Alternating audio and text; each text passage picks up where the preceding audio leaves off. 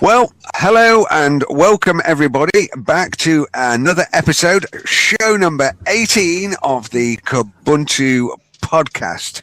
I'm Rick Timmis, and joining me today, as usual, is my friend and co-host, BigBlueButton. How are you, my friend? Hello, Rick. I'm glad to finally see you again. It's been some time. I guess you've been with the family again? Yes, I was. There was obviously school holidays just a week ago. Kept me a bit busy, and so whenever the family are about, I have to be running around with the children, etc. And then I don't know where the time goes. I know we did do two shows about 2 weeks apart, didn't we, last time? Yeah, so of course it was a very tight schedule last time due to academy and all kinds of other events. So it was very tight for us. So it does. It feels like a long time. It feels like I haven't seen you for ages, and of course we've been quite quiet on Telegram.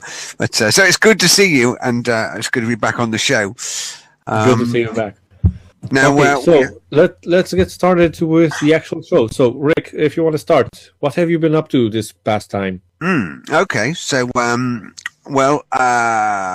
little bit after the last show, I got the opportunity to go to London. Now, I was sent to London on business, but I was able to tie up there with going to a community meetup for the London Linux meetup. So they arrange a meetup every third Wednesday. So it's not every third Wednesday in the month, but on a rolling cycle, every third Wednesday. And they meet at the City York Public House in Chancery Lane, which is right in the centre of the City of London. And it's a really nice pub, actually, oldie worldy, medieval, from like the 15th century with all big wooden walls, and it's got a cellar bar downstairs, and they do food and stuff like this. So I thought, any excuse to go to the pub, really. So I thought, right, I'll go and meet up with these guys. So I met up with a really great bunch of guys and girls there. Chris Rogers and his friend Kevin, they're the guys that kind of run and organise the meetup. Met up with another chap called JJ there, who was really, really enthusiastic Linux guy. I mean, a bouncing off the walls kind of Ubuntu guy. When I showed him my Ubuntu tablet and my Ubuntu phones and stuff, he was bouncing around all over the place. He couldn't believe it. And they've got a really good meetup going on there. There were about 20 people there in the evening, a couple of girls as well. A young lady called Zana arrived a little bit late, but that was good to see as well, that it wasn't just, all guys there. It was a good mix of people and a good range of age groups as well, and run by a really friendly bunch of guys. So they really took good care of me. I obviously went with my Kubuntu community manager hat on, so I was talking all about Kubuntu and telling them about the podcast, and I think one of the guys is going to come on the show and do some graphics and design stuff for us. So that was really good fun doing that, and I really enjoyed talking to those guys. And if I get an opportunity again when I'm up in London, I'll try and tie up with another one of their meets and go and catch up with those guys. It was really great fun. In between that, I have been wrangling with Google Plus, and I think we talked just earlier on. Google Plus is changing everything again. Yeah, and it's just you can't find the events page now to schedule the events for the show and all this kind of stuff. So it looks like they're...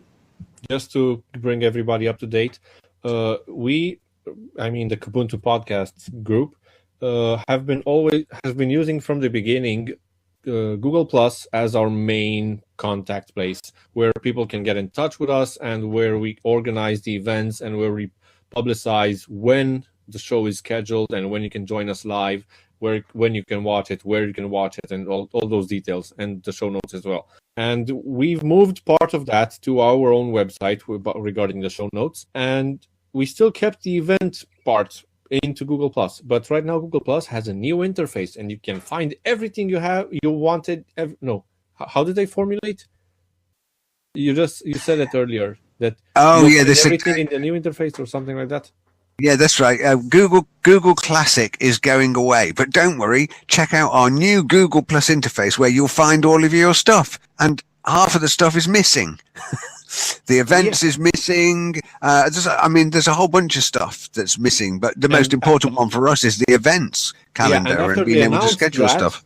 After they announced that, oh yeah, and the events part is being deprecated and is going away. So, sorry. And that's Google for you. So anyway, but we've known for a while now, and I think we've talked in the Kubuntu community about centering our community around kubuntu.org, around our website. And there's a vision from the Kubuntu Council and the rest of the team. There's a drive there to work on developing and growing the website and putting more and more of what we're doing as a community on that website and making it available. So I think the plan is that we will move our podcast schedule into some kind of diarized calendar that we'll put up on the website, and we'll keep that up to date there so people can go and find out about it. We'll still post on Google Plus, let people know about our shows, and we'll give you invites to the links to the show, etc. Yeah, but they won't be just posts. There won't be any events where you can confirm that you're joining or not, or people to be invited. We'll just post and publicize on social media and chats and everywhere that the show is happening, and you will be given a link to a calendar or some page on our website where you will see everything about it. I think that's our safest bet for that. I think so, and I'm personally happier with us centering around the website, because there's a lot goes on there, the news and the downloads and all of the other things that we've got going on there, and the more that we can flesh that out, the better, I think. So that sounds pretty good. So that, and of course. And the other thing that I've been doing in the background, whenever I've had some spare time, I've been continuing to work on this Kubuntu packaging guide, which obviously we've got the Kubuntu documentation that I'm working on, and we've added a section in there for Kubuntu packaging. So you've got the user guide and the packager's guide, which is not released yet, but that's what I've been working on with Aaron. So I've done a lot more work on that, and it's closing in. I'm getting there. And so I'm hoping that in the not too distant future, I'll have that finished, and then I can put that out in front of the developers and let those guys do a review of it and have a look, and then hopefully I'll get that released, and then from there I'll come back to starting the Kubuntu dojos again and the developer training. So that's me, Ovi. That's what I've been up to. Reasonably busy, but quite quiet in the community. How about yourself? So I've tried to not be that quiet in the community, because I don't want to leave Kubuntu. I want to join and be there and help the developers and all that. But it's hard for me to help the developers since I'm not very knowledgeable about all the packaging. So I'm trying to help with support and whatever. And one of the main things that I found to be an issue right now is a lack of an improvement of our current Kubuntu manifesto. And for that, I've organized a Kubuntu Vision meeting, which I would like to talk about probably in the news or sometime, what we discussed there and what's going to happen in the future. We just had part one of the meeting because we had many things to cover. All the Kubuntu users, contributors, everybody's invited to join in and give us their feedback. And okay, I'll just get back to what we discussed and what we plan to keep on discussing, and what are the conclusions we came to. And besides that, I've also another thing that I've been involved in lately is Coder Dojo, if you've heard about that. If not, it's an international event, it's an international project where tech people can come and volunteer to teach kids about programming, about technology, probably about electronics, and maybe about some mechanical stuff. So basically technology in any sense. And I've been mentoring in my city, and I've been teaching kids how to program in Scratch for the beginners, and more advanced people I'm teaching them C++. And right now we are diving into C++ a bit on our way to building some tiny robots that they can have fun with. Oh, wow, that sounds really good and very rewarding. Did you have many people turn up to your particular group? Well, in my city, the IT community is very reduced because we have a huge IT industry happening 60 kilometers south of us, and most everybody is just going over there. So there are very few companies. I think I can count the IT companies on my two hands in my city, and in the other city there are more than 1,000 companies. So there's a very reduced population of IT enthusiasts in my city. So because of that, we have just 2 mentors, and we have about almost 20 kids. Wow, that's actually really good. Yeah, that's really good compared to the other city where they have, I think, 40 or 60 or something like that. Well, do you know, over here in the UK, we have an event called Code Club, which is for kids. So it'll be more or less the same thing as Coder Dojo, where we teach them Scratch and then we teach them Python. And we also have these Raspberry Pi clubs. The code clubs, you don't get 20 kids turn up to them. You'll get, 5 or 6 that all turn up to those. It's less. Right now we have them split in 2 groups. One are the beginner group and one's the advanced group. And with the advanced group, I'm just going to play around with Arduinos and try to build everything from the Arduino. I have some chips here, which I can show you. I have some ATtinies, which we plan to, if you've been following me on any social media, you've seen I've made a homemade shield for Arduino so we can program our ATtinies. And we plan to build those robots using just ATtinies, using Arduino. So just C++, and I'm trying to build in advance all the modules so that the kids know just by taking this, plug it in there, and connect this and that, and that's how it works. So that's what I'm trying to achieve. So that's about it for Coder Dojo so far. Right now we're switching places, we're switching venues because of some reasons. I don't want to dive into them right now. It's not important. Mm-hmm. Okay. And right now we're being hosted at a school, so we're hoping by being in that school, more kids will join, and hopefully more mentors, trying to bring more IT professionals in. But since there are not so many in the city, I don't have great expectations.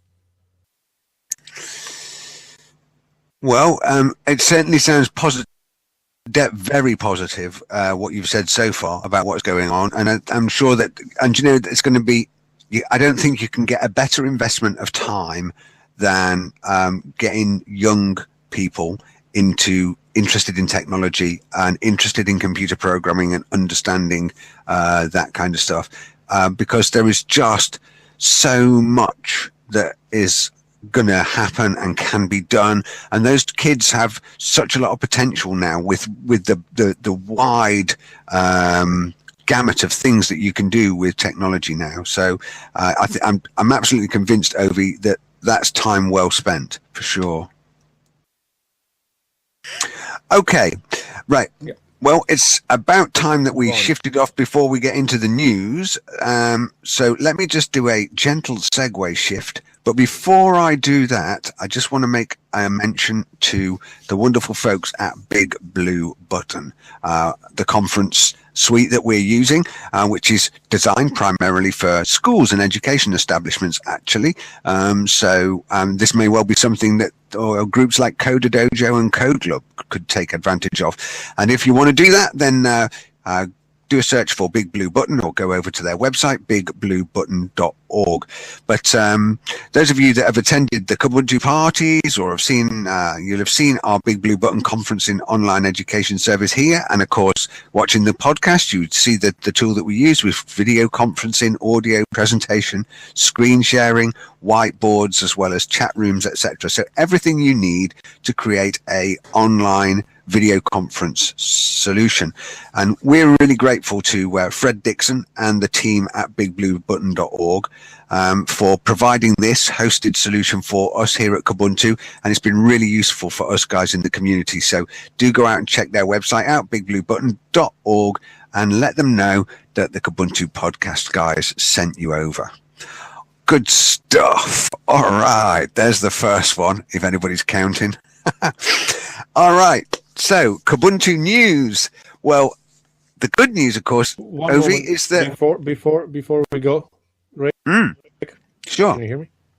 I can hear you. Before we go into the news, can I get some feedback, please, from the community that everything is okay with the YouTube stream? Because my computers, I have no idea why, but it's lagging like crazy right now. So can someone please type in, I prefer in BigBlueButton right now because I'm trying to close everything to see why is it lagging like this. This is completely not normal. No, Gavin says YouTube is Rick, okay. Still here? I'm still here. Yes, I am. Okay, that's good. My CPU is over the roof, and I have no idea what's eating that much. My hard drive is crunching like crazy, so that's why I'm asking. Is everything working okay? People can still see, because I have no idea what's happening. Okay, so well, Gavin says YouTube is okay, and here is OBS okay is eating too. a lot of memory. Okay, so well, maybe we don't want to do a technical diversion right now, but what I will do is I will fill briefly for a moment whilst we while Ovi catches up. Just a short part, so that. Okay. Okay, thank you.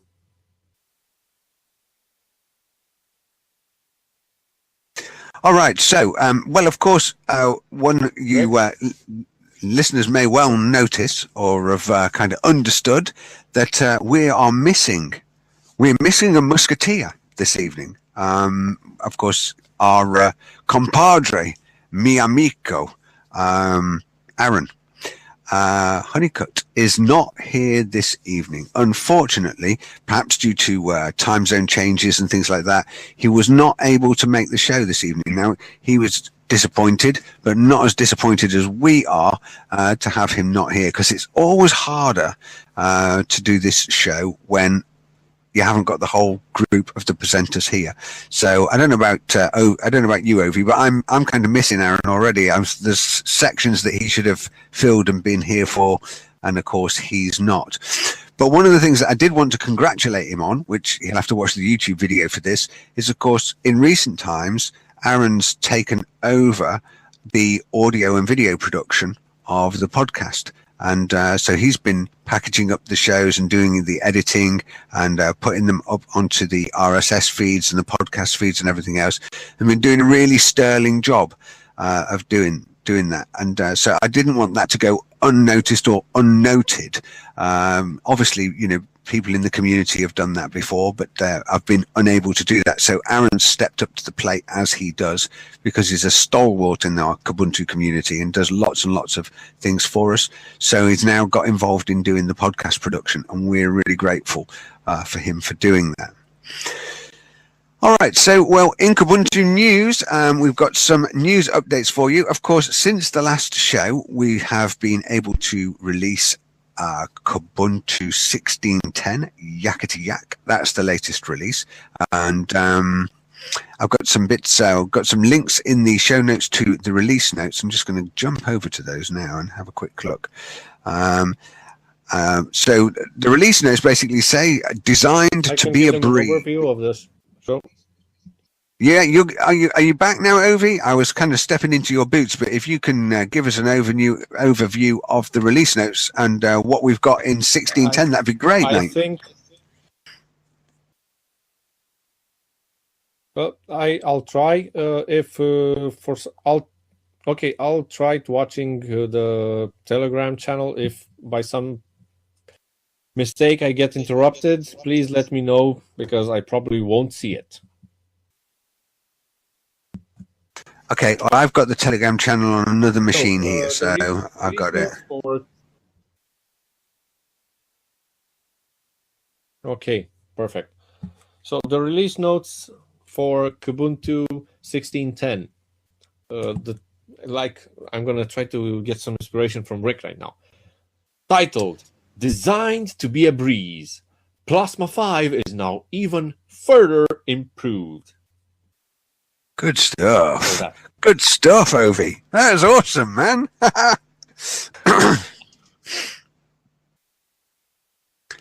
Yeah, so fantastic. So go download it. That's what we want you to do. To continue with all the details. Okay, so what's new in 16.10 or Yakkety Yak? What's new? So we have now KDE applications 16.04.3, Plasma version. What's happening here? All good here. You sound good.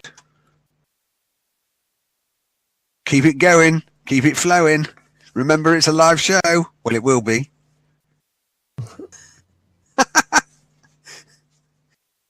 Well, it's kind of a live show. We interrupt this show to bring you a small interlude while we have some technical difficulties. Here's some music for your entertainment. Do do do do do do do do. Have you fixed it, Ovi? Is that a window behind you? Because if it is, if you just open the window and throw your computer apparently OBS. Apparently OBS is eating all my RAM, and when I say all, I mean everything. It's just sucking everything in, and I cannot even move my mouse around, so I'm completely stuck. Okay, so maybe Aaron, please cut this part out because I'm ashamed of myself. No, leave it in, Aaron. I like to see Ovi sweating. It's good. God. Okay, so I'll try to get back on track here. Okay, so Kubuntu 16.10 comes with KDE applications 16.04.3, KDE frameworks 5.26.0, and Plasma 5.7.5. So those are the versions there. Now, we also have in the release notes some instructions on how to get to Kubuntu 16.10 and how you can upgrade from 16.04 or other Plasma 5 releases. There. I've covered it somewhat. All right. Good stuff. Good stuff. Okay, so OBS is eating all my RAM. I have no idea what I can do or I cannot. I've got this funny vision of this like kind of bubbly OBS type creature sort of scurrying around in your box going yum yum yum yum yum, eating all your RAM. But of course I'm lagging now where you are because it's eating 80% of it. Well, that's not all of it. It's left you 20%. Don't worry, that's plenty. Linux kernel will schedule it all and deal with it. Don't worry. Just don't keep clicking buttons and giving it more jobs to do. Just leave the computer alone. Don't touch it. Don't click the mouse. Just leave it. Leave it. Ovi, leave it. Yeah, but even if I'm talking, you will hear a delay because of that. You can't even hear me when I'm talking. You'll hear me after 5 seconds or something. Yeah, but I don't notice that because it sounds like you're talking in real time to me. So, yeah, but I start talking while you're not talking, and then you start talking, and then you hear me talking, and you stop talking. So, Aaron, please cut all this part out of the final show because I don't know what not to cut out anymore. Okay, next in the Kubuntu news, I wanted to cover the Kubuntu Vision meeting. Great. So we had yesterday was the Kubuntu Vision meeting, which was held with mainly I tried to get all the Kubuntu Council members, but we couldn't all of us meet at the same time, so we did the best we could. And we had our agenda. If you want to see the agenda, it's on our wiki on community.kd.org/Kubuntu/vision. You will see everything in there. The link is in the show notes. So the reason for this meeting was to meet up with the new Kubuntu Council. We had the elections recently, and write down the Kubuntu vision and discuss about who we are, where we're going, and why we are doing this. So why we continue working on Kubuntu. This was meant to be a discussion that was clear of all technical and very in-depth implementation details of how we do certain things. The idea of the meeting was to clarify a few of the questions. To clarify 4 parts. So we had 4 parts there: the project vision, the team communication, the community management, and the project partnerships. The project vision was mainly trying to answer 3 questions. Why are we doing this? Why are we working on Kubuntu? Why do we give our time and volunteer to keep working on Kubuntu and keep creating Kubuntu and continuing with it? Second question was, what do we want to achieve by working on Kubuntu? And the third question was who we are in the world. This is basically a more complex question, which was supposed to answer what makes Kubuntu different from the other distros. So what is Kubuntu bringing to the table compared to other new distributions or older KDE distributions?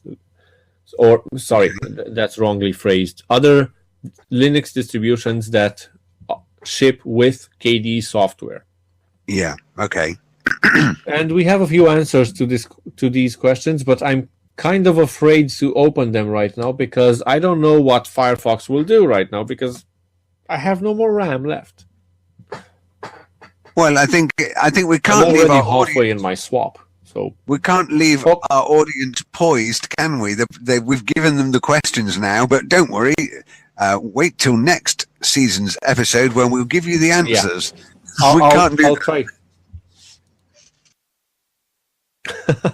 So, okay, so I'll give you the answers right now. So, why are we doing this?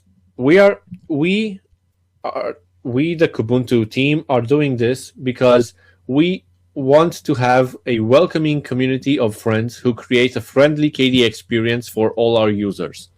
And we are doing this because we want to have this community. We have fun doing this, and we like the KDE software. We like the base it is put on, the Ubuntu base. That's why we're doing this. That's why we are motivated. Because of the community, because of the users who support us. That's what motivates us to continue. What do we want to achieve? Or where is Kubuntu headed? We want to provide a stable distribution where people can discover KDE software and opt to get the latest KDE software if they desire so. So Kubuntu is not aiming to be primarily a continuous integration platform for KDE software. We're trying to provide a stable base from Ubuntu to provide the latest stable KDE software that can be released in the same time as the Ubuntu release cycle. So we have that limitation. So and we need that limitation in order to be able to provide a specific stable version, and people can install Kubuntu and go with that stable version. If there's something wrong or some bug, then we can update, and we'll ship updates and patches and whatever is necessary to fix some various bugs that might not make it stable. But we also have in various ways of deploying of I'm missing a word here, Rick. In various ways of shipping or giving, or in various distribution methods, we also have and want to have the latest KDE software available for those users who want to have it. So that's what we're trying to achieve in many more words than I have written over here in the notes. Okay, last question. Who we are in the world. Who is Kubuntu in this world? Kubuntu is a friendly, experienced community with deep roots in Ubuntu and KDE. So if someone were to ask me right now, why would I choose Kubuntu over Neon or over Netrunner or Chakra, or I've heard recently about some other KDE distributions. SUSE, for example. My answer, and I believe SUSE, yeah. My answer, and I believe everybody in the Kubuntu community would agree with this answer and probably would say something like the same, would be because Kubuntu has a history of working together with Ubuntu and KDE in order to ship the best software and the stablest and the most tested. I cannot claim that it is the most stable or it is the most tested, but I can claim that we are doing our best to make sure it is. Rick, you feel like completing something to that? Yeah, well, I mean, I've been around Kubuntu for, it must be around 10 years now that I've been using Kubuntu. And I used to use Red Hat and I used to use SUSE before that. And when Ubuntu came along, it was really great to watch the distribution grow and to see how easy it was to use and how easily people got on board. But of course, I was a KDE user. And had been using KDE for many years. So I wanted to continue using KDE as the desktop. And so that's when I found Kubuntu. And so then I continued to use it again and again and again and again, just constant. I mean, I think I had one of my machines. It might be this machine here. In fact, yeah, this machine here, my server machine here, is currently running Kubuntu 14.04, I think. But it's been running that since Kubuntu 8. And I've just upgraded it. Why have I continued to do that? Well, the short story is that it's a familiar desktop environment to me. When I first left Windows, which is about 1999, I stopped using Windows. I liked the Windows paradigm. I was used to that. So KDE fitted nicely with that transition for me. But most importantly, I love to play with technology, and that's useful and interesting. But I also have a responsibility to be productive. I've got to use a system that works for me. It needs to work all the time. It needs to, it needs to work the same way it did 6 months ago, like it does today. And it's got to be really stable and reliable to make me be as productive as I can. And that was what I was getting. And that's what I do get from Kubuntu. Even today. So for me, that, where do we want to be in the world and what is our vision? Our vision of, being an Ubuntu, the stable, the reliable base platform for people like me that want a KDE based operating system that's rock solid, that you can use in your business if you want to. And that's what I do, during the working week. That's where we are. So that fits with me perfectly. It's really great. That's been my reason for doing it. So I think it's a good vision that we've got. Be nice to see some objectives as well. I mean, in my we're still working on the best wording for this. Okay. Well, I mean, the very fact that we're the best words and how to express this, we're not exactly on the final version yet. So we're hoping to get the final version of the manifesto and then publish it on our website. Sorry, Rick, if I keep interrupting you, but there's some lag because of reasons. Sure, that's okay. I understand, no problem at all. So the very fact that we're asking those questions of our community and of our council of where we're going, I think that's great. For me, since I've got more and more involved in the Kubuntu community and been involved in we have me down as a community manager now and doing the podcast, but I set out with a goal in my mind, which is still firmly fixed, which is that I want to see Kubuntu return to the top 20 on DistroWatch. Now we're down at about, we're 40th or something like that down on DistroWatch at the moment. But I believe that, we can be into the top 20, and then I'd like to see that go to the top 10.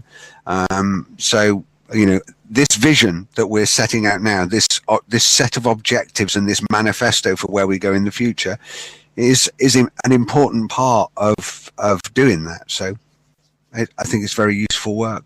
So what's next with it, Ovi?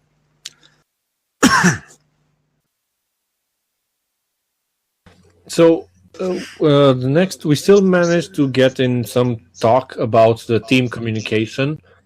And in this team communication part of the meeting, we were supposed to discuss what are our communication channels for developers and for users, the code of conduct, to make sure that every Kubuntu member has read it and they know everything about it. When should we use each communication channel, and why should we use that specific communication channel? And this is specifically for developers to know when to announce something they plan to do. And I've proposed a action that we should take as being the priority 1 and priority 2 for that we should do right now, I mean in the next following weeks, which my proposition was to document the workflow. And what that means is to document exactly how a cycle would work. Previously, in Kubuntu's history, all this information was in our release manager and main developers' heads. So this wasn't documented anywhere because they were always in contact with each other. They were, as far as I know, all of them employed to work on Kubuntu. And they all worked on Kubuntu full time, so they were always together and they always knew what's happening. Right now, Kubuntu is not supported by employed people. It's only supported by volunteers. So we cannot have the same expectations from Kubuntu as we had previously in terms of how fast we can ship something. That's why we really need to document everything so that whenever someone new comes in, the documentation of the workflow is there and they know what to do and where we are right now in a release cycle. That's why I propose let's document everything and consider this priority 1 before we continue with everything else, or while working on some things, document everything. And we started documenting this, but just an overview, a skeleton of the process, and we still have to go more in depth for this. And so we are planning a second part for the meeting.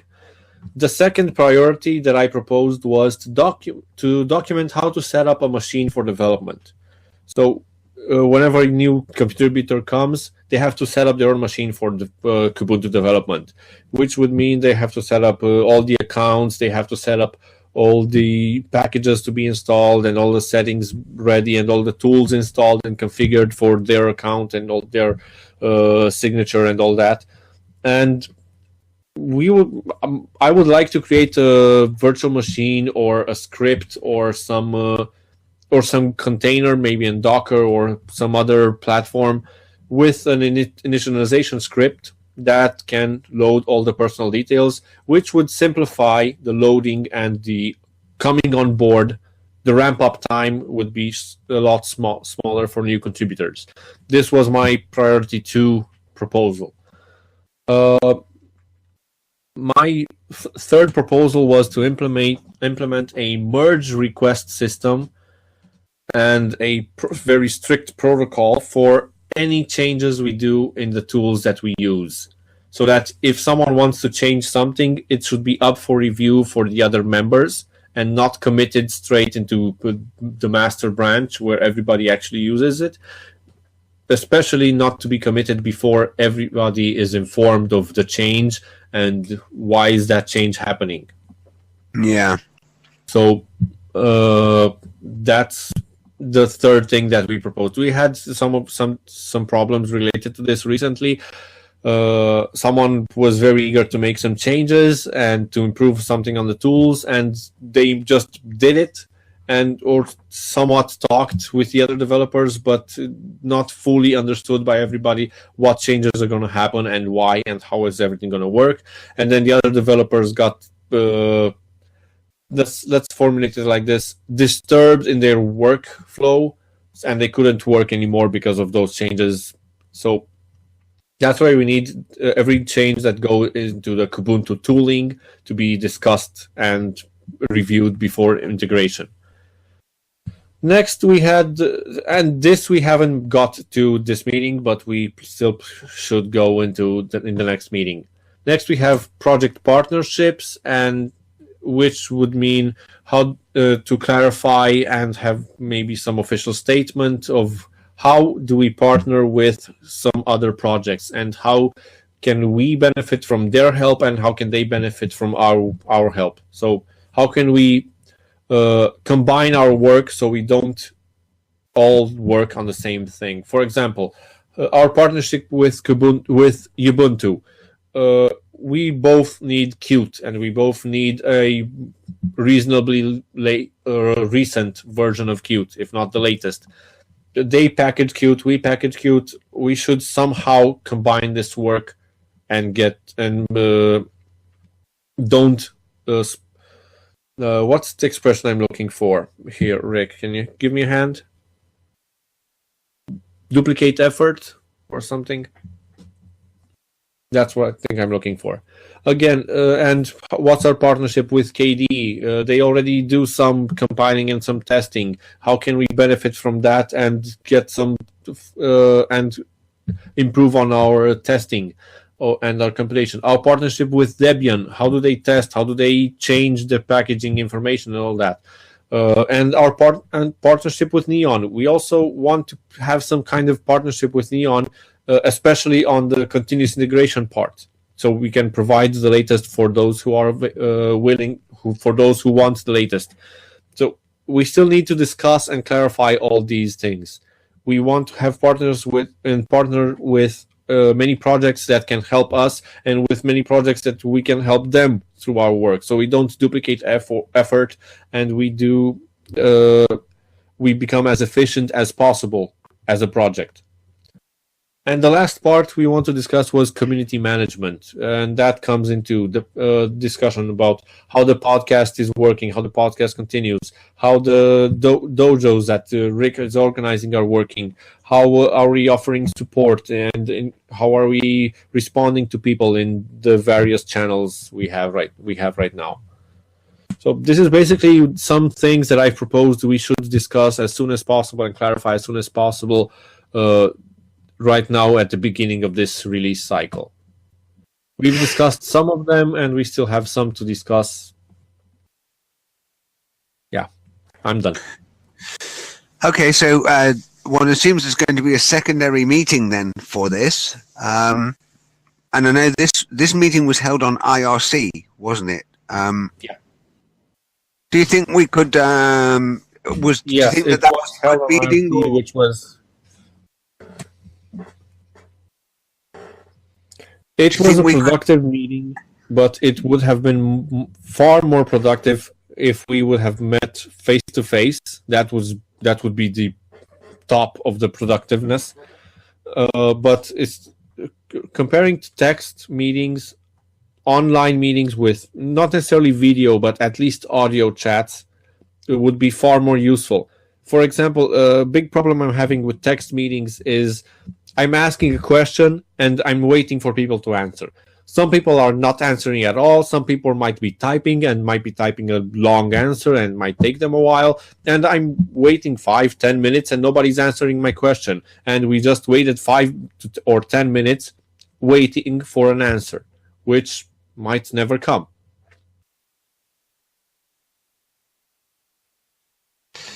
Yes, I understand. And there were just the guys in the chat room were saying that because of some people having technical problems, one assumes that that's probably Flash not being installed on their machine and not willing to install it or something. It didn't happen in BigBlueButton, which is a shame because this would be an ideal medium, I think, for allowing you to use video if you want, use audio if you want, use chat if you want, or a combination of.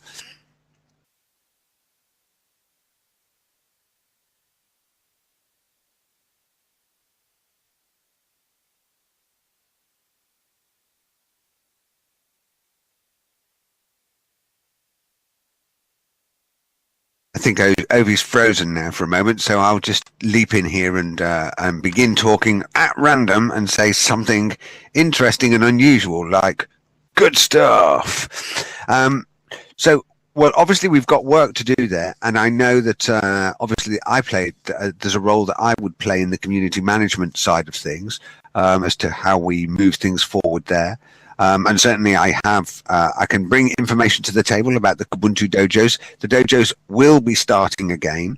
But what needs to happen first of all is for the packaging guide to be put together into our docs so that people that come to the dojo have got a concise narrative that they can follow. Because what we discovered with the Kubuntu dojo to start with was that we just experimented with that idea to see whether some people would come along and get involved, and indeed they did. And what that did do was it generated additional people to come and get involved in the Kubuntu developer community and get involved and find a way in. But they were still struggling, and I, as the dojo instructor or tutor, was also struggling with all the different sources of materials and different ways of using the tools and different tools in use and all of this different documentation, and it was all completely incoherent. Now, for me, if I was struggling with that, then for new people, it makes it an impossible journey, and it's desperately frustrating for them. So we decided that we would get our house in order with that packaging guide, and we wanted to do that well inside of the docs. But once that's done, which I've been continuing to work on, then I intend to start up the dojos again, and then obviously to use the Kubuntu Ninja Yellow Belts team on Launchpad to develop new Kubuntu developers and to get them involved in the community, so that the guys that have got the development community, the guys that have got the knowledge and are doing the development, have got people that they can help mentor and bring on with, you know, a reasonable set of skills to start with at the very beginning of the journey. But there's a lot of other things I'd like to do as well. I'm very interested in this project partnership thing. One of the things that I'm good at is just talking to anybody in any organization at any level, and being able to make those contacts and make those communications, and then being able to present, you know, a nice, pleasant face of Kubuntu. So, you know, I'm talking to System 76 at the moment to get somebody on here on our show for a discussion. You know, partnering with other organizations, I'm, you know, happy to get involved in doing it as well.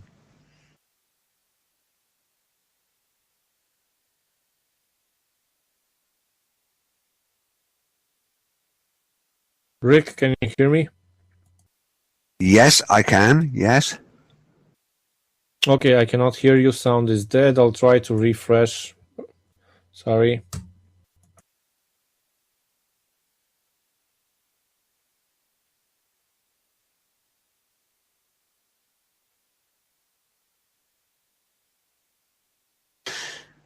Okay. All right. So, well, that's the Kubuntu Vision meeting.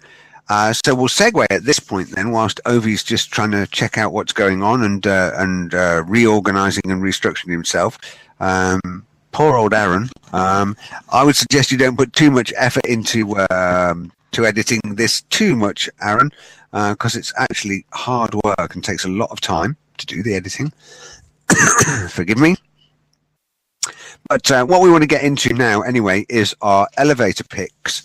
Now, I know Ovidiu has got a application that he wants to talk about, but I've also got a little application here that I wanted to talk about, and I'm just going to see whether I can. I'm just going to change this layout a moment. Am I back now? Yes, you are. I should have said no. You're not. No, I can't hear you, Ovi. Sorry. I had to kill the stream because OBS was pushing at full HD, pushing to YouTube at full HD and with 30 frames per second, which was absolutely humongous. Oh. And it held a buffer in RAM, and it just filled up, and also filled up all my swaps, so everything died. Okay, stream should be back online right now at a reduced resolution and reduced frames per second. I'll try to check. I should be able to check right now on YouTube as well. Can someone please confirm that the stream is working? Or I should be able to check it myself. I'm trying to check it right now. What I'm going to propose is next time I'll get a separate machine to do the streaming and leave that machine do just the streaming. Okay. And meanwhile, we can do everything else on our own.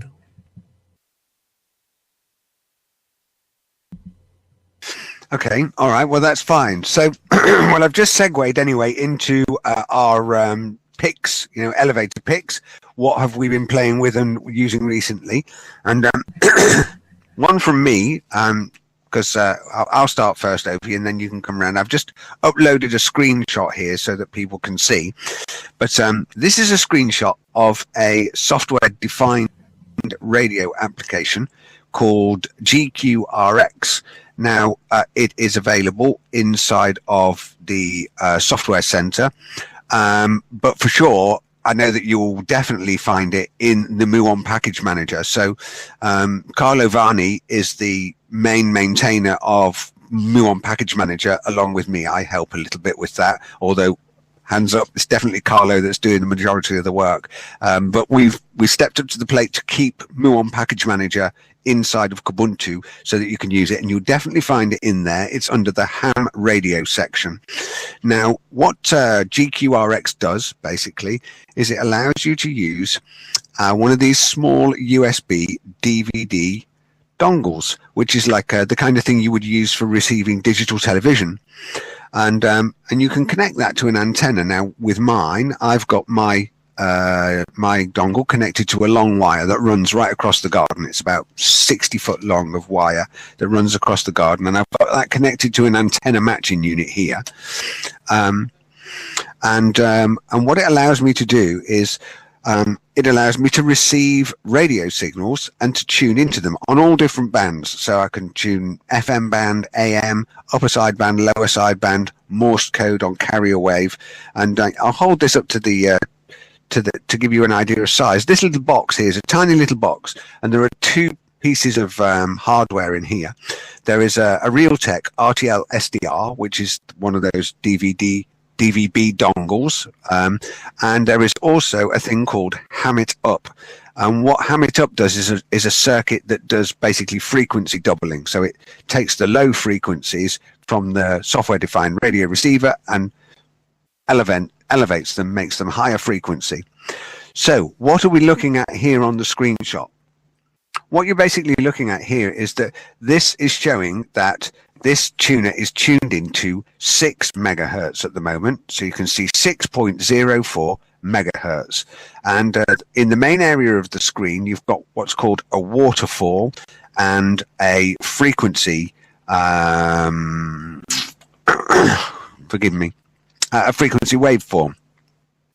And the spikes, the up and down spikes, are basically showing you where there is signal strength across this frequency band, or between, in this particular case, it's from 5 megahertz to about 6 megahertz across that band. And the center of the screen is tuned to 6 megahertz. So this is a radio signal that I'm now looking at on the screen on my Kubuntu desktop. And then below it, you've got what they call a waterfall, which is a moving timeline that shows you how this is all modulated. And then what you can do is this comes through your headphones, so you can use the controls on the right hand side to change the mode, AM, FM, USB, upper sideband, lower sideband, etc. You can adjust the gain and tune your receiver, and then of course you can also change the frequencies like you would do with the radio. And this is fantastic fun, right? Because with just something as simple as, when I say a long wire, it literally is a piece of copper wire with insulator on it, and it's tied to the oak tree at the end of the garden, which is then strung all the way to the house and then connected into the back of this antenna modulator. Nothing more complicated than that. And I'm picking up air traffic control from the local aeroplanes. I can hear people in other countries having conversations. I can hear ham radio people tuning in. I can pick up DVB television, and I can pick up all of these signals on my Kubuntu desktop using this GQRX. So the little dongles that I'm talking about are about $10, roughly $10 to $20. So very, very, very cheap. They just plug into your USB connection, and then you can use GQRX from the Muon package manager or the software center to tune into all your favorite radio stations and have hours of fun. So that's my elevator pick. It's great, great fun, and get one and have a play around. You'll enjoy it. Okay. I want to apologize for the interruption. Sorry to everybody who got disturbed. We had some technical difficulties. I had to reduce the frame rate to which I'm sending to YouTube. It just filled up my RAM with buffer. So we are back right now with the feed. Sorry, just wanted to say sorry to everybody. Okay, should I go to my pick? Rick? Sure, you can, unless you've got any questions about my software-defined radio stuff, or if anybody in the chat room has, then I can answer those. But if not, then carry on. I have a question about it. How do you interface? What's the hardware interface that you have between the computer and the device? It's a USB. And okay, that's clear enough for me. Yeah, you've got a USB. I'm going to go into more details, but I'll bug you with those offline. Okay, cool.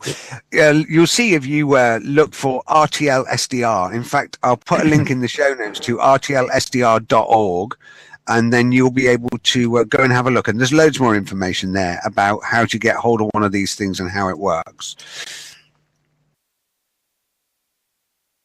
But yeah, okay, awesome. Tell us about your pick then. What have you got for us, Ovi? I'm trying to see right now if I'm going to screen share and use. Okay, there. You should be able. I have an application that I want to show. It has been developed by one of our students that participated at KDE in GSOC this year, Google Summer of Code, and the application is named KStars. And just about an hour or two ago, it has been officially released. It's available right now on Google Play. First, I want to tell you something about it. Have you guys heard about the Google application that is what's it called? Let me see again if I can show you something on my phone screen. It's called SkyMap. Probably you've heard about this. New version. Okay, asked me to configure. And if you look, let me increase the brightness so you can actually see something on this thing. Okay, there you go. You should be able to see some stars and some constellations according to how I move the screen. Oh, yes, okay. I can. Yeah, okay. Okay, so that's Google's SkyMap. It's basically a map application that you can rotate around and you can see the various constellations and navigate your way through the stars and see where they are and locate certain things. That's basically all it does. And, of course, it's proprietary because Google. What this guy did was something like Google's SkyMap, but with a lot of steroids. It's like this application has been pushed through the hands of a few astronomy engineers, a few teams of astronomy engineers, and after it's been filled and packed with functionality, it's been put through a human interface team. Why am I having such a difficult time expressing? So let me try this again. This application is built like it's been passed through the hands of some astronomical engineers and packed with functionality and options and everything you would want to do. After that, it's been pushed through the hands of human interface teams that would optimize everything to be as accessible and as available as possible. And after that, it's been pushed through a visual design group and designed this application to look as awesome as possible. So enough promo. I'm just going to show you the demo video. This is the Android demo video that's available on Google Play. I'm not sure if it's exactly the same with the one I've seen before the release. I haven't compared them, but I recommend this application for anybody interested, even a little bit in astronomy. So here we go. So there's no sound.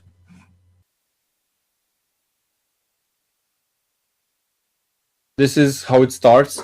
The loading at the beginning takes quite some time because it's loading a lot of information, and it's always, as far as I know, it's always up to date. It pulls all the information from some servers, from many servers. So that's why it takes some time. But I like that we have the little Yakkety logo up in the corner. That looks awesome. If you want to see this in higher resolution than from what you can see it right now in the stream, just find the KStars Lite application on Google Play and you will be able to watch the video there, or even better, download the application and use it on your device. Okay, it should be loaded about now. You can start a tutorial if you want, and it will guide you through how to use the application. So you can swipe from all the edges, set your location, and you can also set the location from GPS. It remembers it knows where you are, and then it can show you the stars, how they look from your location. You have various filters you can add: constellations, satellites, all kinds of stars, the horoscope.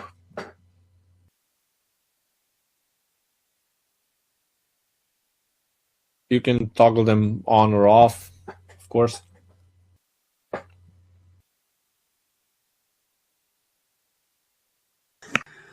You can change the projection system if you want to see it from inside the sphere or from outside the sphere, or other.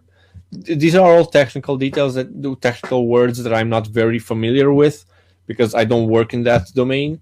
But I would love to learn more about astronomy, and I believe this is a great application where I can learn more and then from there go into more research.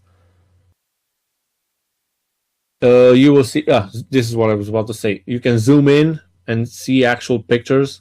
There, he's tracking, I believe, the Andromeda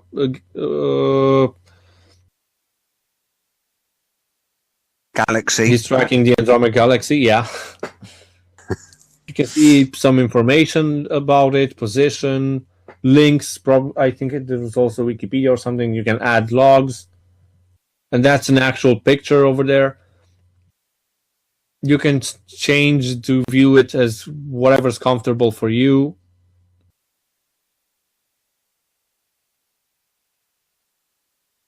This is night vision.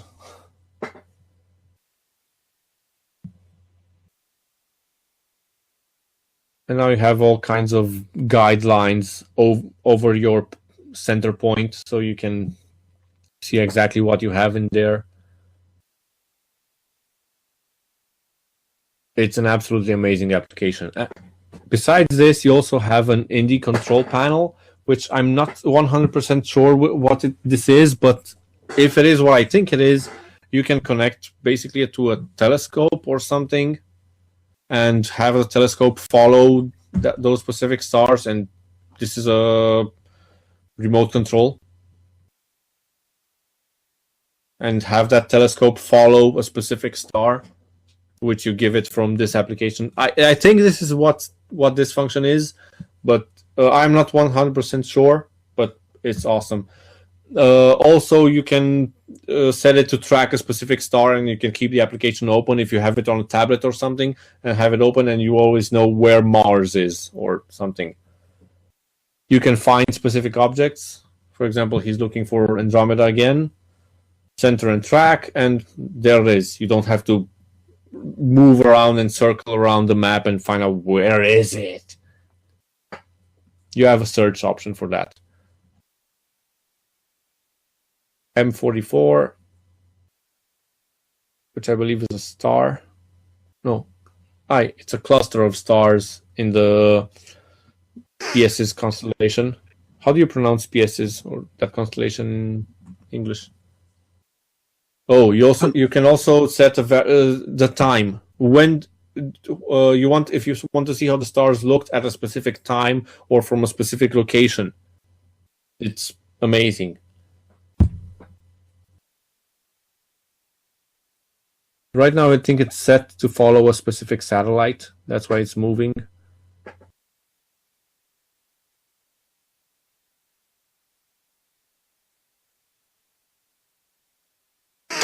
Do you know? Can this be interfaced to like a digital azimuth on, say, a Dobson telescope mount or something like that? So it could control the telescope itself to actually track. I'm not sure, the sky. But I'm not sure if it can. Probably that's what it was. I saw some IP connection with some telescope simulator. I have no idea exactly what that part is. They haven't written. They said indie support, but I don't know exactly. It says it can connect to your astronomical equipment and control telescopes, CCDs, DSLRs, focuses, filter wheels, domes, and your whole observatory. So I say yes. It should be able to connect. Now I just have to find out how I can. Now I have to finish my 3D printer, print all the parts, and put all the gears and all the motors on my telescope, and then I can control my telescope from this awesome application and watch wherever Mars is. Maybe they want to put a plug-in so I can watch my neighbor. That sounds really good. It really does. It sounds a lot of work has gone into that application. That's for sure. And I still can't believe this was done by a student in GSOC. It's so packed with functionality. I haven't dove. I haven't dove. I haven't dove into all the nitty-gritty details of how this application was built. But it's an amazing application. Actually, I'm just going to click install right now. I don't know why I haven't installed it right until now. I just watched the demo video and I was like, I kept drooling over it. So the logo, the interface, everything is absolutely amazing. We just got something back from Valerie, who posted. Valerie's in IRC at the moment. She's a stalwart of our community. She's lovely. And she's just posted the answer to my question. She said, KStar demoed this for his lightning talk at the Google Mentor Summit and used the example of controlling a remote telescope to get an image from deep space to impress your date at dinner. Oh, yeah. Oh, this will be the amazing application. The first one, not the first one of this evening, but the first one of this evening in this particular language. So, Valerie, thank you very much for that. Cosa buenas. All right. So that's the end of our picks section, and I think we're closing towards the end of our show notes now. Let's have a quick look and see what we've got left to move on to. Well, I give the second sponsor, and then we can go to some feedback we have from our viewers or our community. All right, great, Ovi. Let's do that then. Okay, here's our note from our second sponsor. So this goes out. It's a big shout out to the guys at Linode. These guys provide an awesome VPS with super fast SSDs, data connection, and top-notch support. They've been really great to us. Aaron organized this by speaking to them, and we've worked out a sponsorship for a server so that we can build our packages more quickly and get this distribution out to our users faster. Now, where you can instantly deploy and get a Linode cloud server up and running in seconds with your choice of Linux distro, although we'd recommend Kubuntu, and resources and node location. They'll provide SSD storage, 40 gigabit networks, and Intel E5 processors. A big thank you and a big shout out to the guys at Linode for working with us.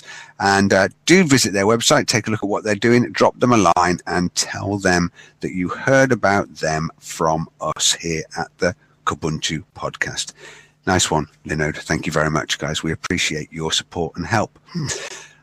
Okay, Ovi. So not too much. I'll just briefly hit on the Kubuntu developer feedback, because obviously we have a core meeting where we catch up with the developers and the community.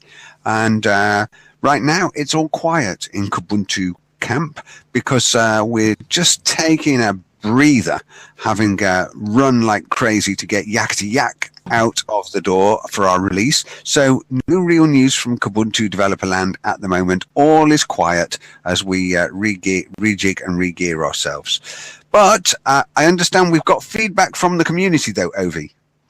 Yes, we do. We've got an email from Tux Mario.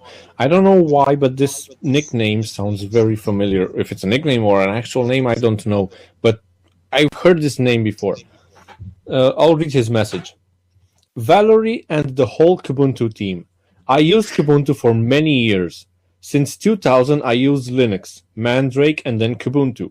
So I want to thank you and congratulate you for your work and your distribution. I look forward every 6 months. Good luck and thank you again. Sincerely, Tux Mario. Tux Mario, good stuff. Good stuff, buddy. Thank you very much for that. That was really nice.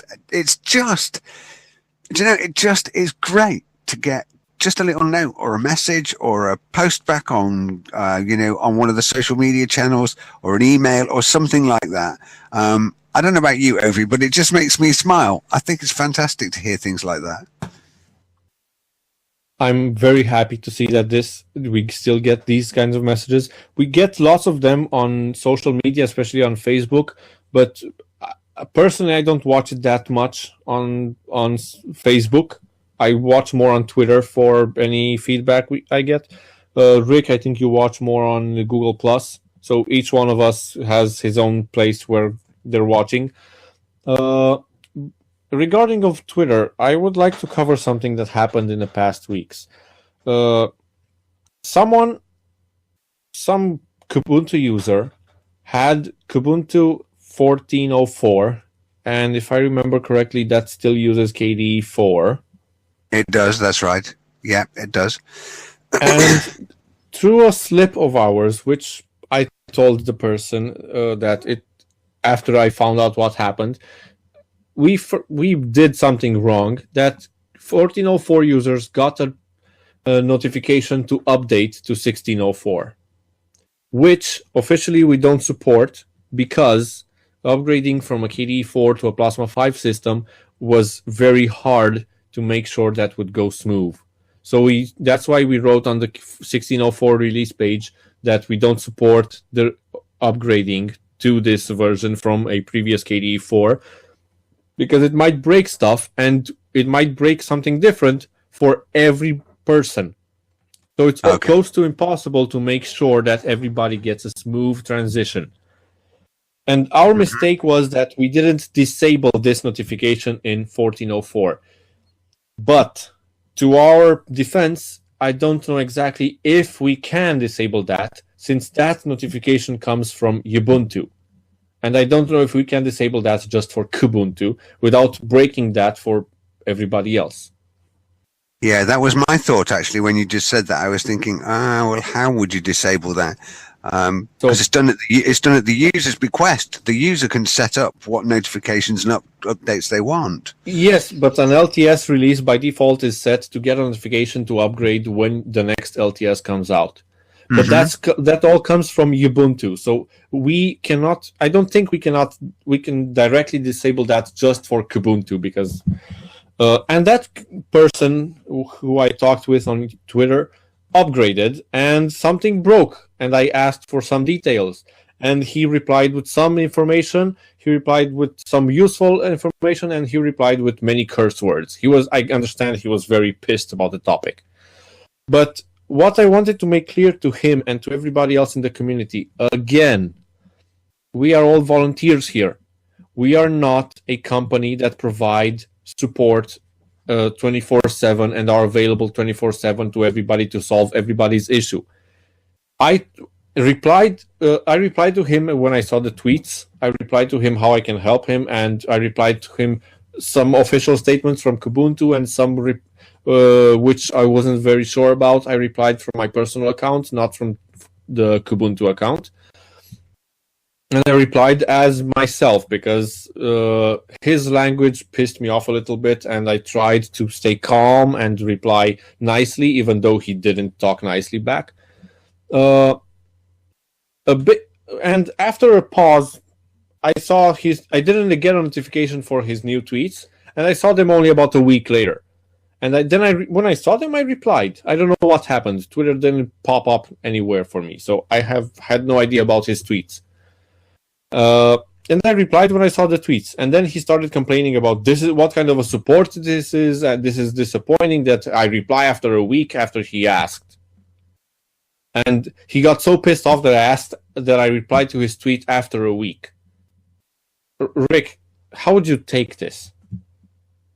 Well, what I would do is he's talking to he's communicating with the wrong team and the wrong people.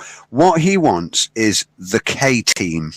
Now, basically, the K team are a bunch of mercenary software developers that broke out of a high security development prison back in the 1970s. Now, if you can find them and if you can contact them, the K team can resolve your issue. They have really rapid SLAs. They will deal with your issues really, really quickly. And I know for a fact that in a case like this, if you buy them a jet ski, they'll definitely fix your Kubuntu installation.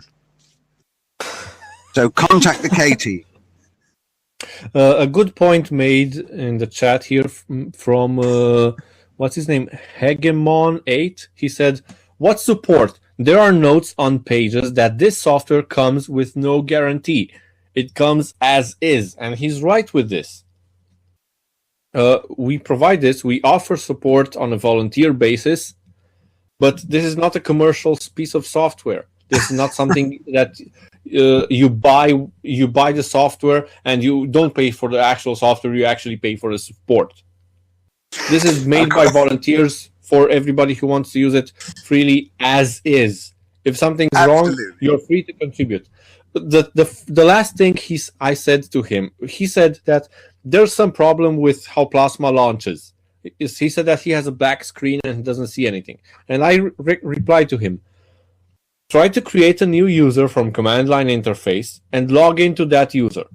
I couldn't give him all the details in 140 characters that Twitter limits me to. Why he should do that? You should do that because you reset all the Plasma settings and you make sure that everything is regenerated from the scale for that specific user, and it's new with all the Plasma 5 settings. I couldn't explain all that in a tweet. I just told him create a new user. But you shouldn't need to do that. You know, look, his situation was very straightforward. All he needed to do was just recover his backup. I didn't touch the backup topic. He replied, so I told him that in a tweet to create a new user from the command line and log into that user. And then he replied that something like, what a joke, what a sick joke or something like that. And he said that this support is, I don't want to quote him exactly. It was very mean anyway. He didn't believe that was actually what he should try. He thought I was making fun of him. Probably. I don't know. And since then, I saw that he banned my account, and also he banned the Twitter account, the Kubuntu account, from talking to him. And I asked someone else from the community to look if he actually deleted all the tweets he made about Kubuntu, and they looked, and apparently he's a person who complains about everything. So probably he's a troll. I have no idea. Yeah, he probably is, and he shouldn't but worry for too me, much. personally, I wasted some time on trying to help him and seeing what errors he had and trying to solve him. Even though we officially stated that we don't offer support for that kind of upgrade, so I Well, tried to help him, and still I got that yeah, reply. I just I wanted think. to tell this to the community so that the community knows what we're going through when people try to be difficult. Well, I Don't think worry. Do you know? There's just a way to behave. It doesn't matter. I don't think it matters who you are or what your situation is. There is a way to behave, and there's a way to treat other people, right? And to be respectful. And there's a certain language that you can use. And certainly, in our community, in the Ubuntu community, our conduct and our behavior and the language that we use, we take it very seriously. I think in one of our earlier shows, hopefully it's been edited out, but we looked at a command line tool that had a rather nefarious name, and I won't repeat it here. But Valerie told me off for being a naughty boy and using that command line tool. So the point I'm making is that there's a way to behave, and if people come to the website, if you're looking for help and you don't know where to go, come to the website and go to the IRC Kiwi IRC connectors there.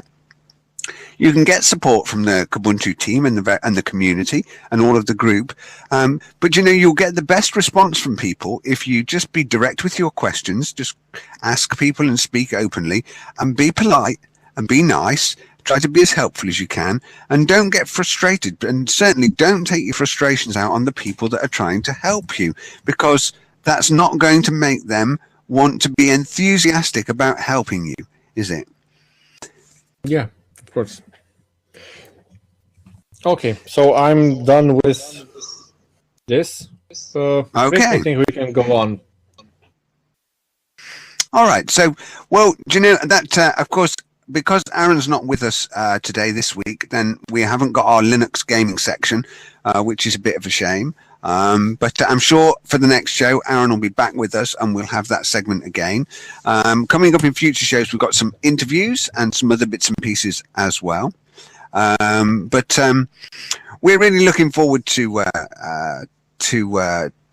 getting the three of us, the three musketeers, back in the driving seat. So hopefully Aaron will be here for the December show.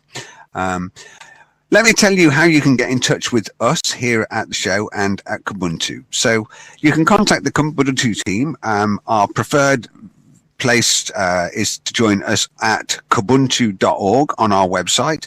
But you can also contact us on IRC. You can find us at irc.freenode.net. The channel is #Kubuntu.